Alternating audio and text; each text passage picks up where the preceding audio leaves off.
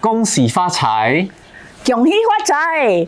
Guys, we are in Penang and it's Chinese New Year, and this is the reason why we love celebrating CNY in Penang. Yes, because spending CNY in Penang really holds a very special meaning to both of us, right? Even though I'm Singaporean and I've been in Singapore for many years celebrating CNY, but somehow spending it over here in Penang together with friends, family is really, really special.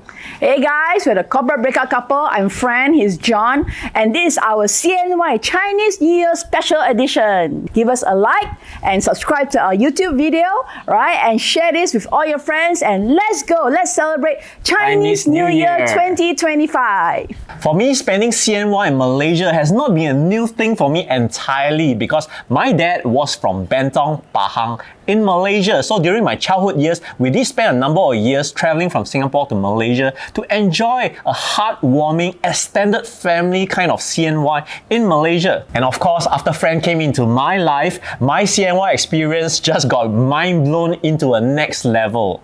Chinese New Year has always been my favorite childhood festive occasion. Why? Well, very simply because it's once a year where everybody gathers from all around the world. You name it, they are there. The cousins, the aunties, the uncles, the grandchildren, the grandnieces, the grandnephews. It's a huge family affair, and it's not just only on the first day. It's also many, many days subsequently on it. So CNY is a festive, joyous, huge celebration filled with laughter, food, love, and of course, ang paos. Now, I have not celebrated Chinese New Year in any other state in Malaysia except for Penang. So I can tell you that for my own experience, Penang CNY is a very festive occasion filled with fireworks, filled with a lot of good food. You know, the aunts and the moms are all busy cooking up a huge feast, right? From the time of the reunion dinner all the way to several days into Chinese New Year. And everybody will come back, and sometimes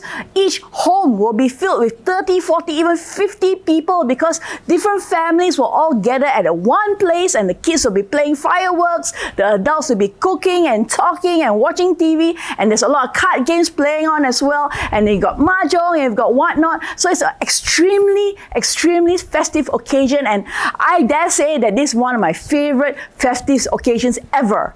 So one of the key difference between celebrating CNY in Malaysia, not just Penang, compared to Singapore is the space. You know, in Malaysia, every single day we have the celebration in somebody's landed house, and that's something very rare in Singapore. You can't really toggle between the landed house. Like for example, our landed house is for the 4th day of CNY, that's when we are hosting. So everybody gets a different experience, different neighborhood, you know, playing firecrackers outside the neighborhood because right now it's legalized in Malaysia, finally, after all the years. So it's really very heartwarming, as I mentioned earlier, you know, all the family members coming back together, extended family, and you know, just gathering and have fun and creating fantastic, memorable moments together. Chinese New Year is also the once a year kind of occasion where high school friends from many, many years ago, ex-colleagues and close friends who don't live in Penang or live in Malaysia, we will all gather and we have numerous meetups, right? From the first day all the way to the 15th day of Chinese New Year. But in Singapore, we don't really have that because guess what? Everybody who's Singaporean typically lives and works in Singapore, so they are not like from different parts of the world. I mean, we do have a minority, but most Singaporeans live in Singapore, so when they get together, you know, there's no that kind of out of town, you know, relatives or friends that you meet after a very long time. The first several days of Chinese New Year in Penang is usually spent visiting the numerous relatives from the eldest all the way to the youngest, or people would normally congregate at someone's house. For us, we like to visit numerous relatives on day 1, day 2, day 3, and sprinkle with some friends' houses as well. And that's where we get to eat different types of cooking from the various households. So it's actually a food extravaganza during this period.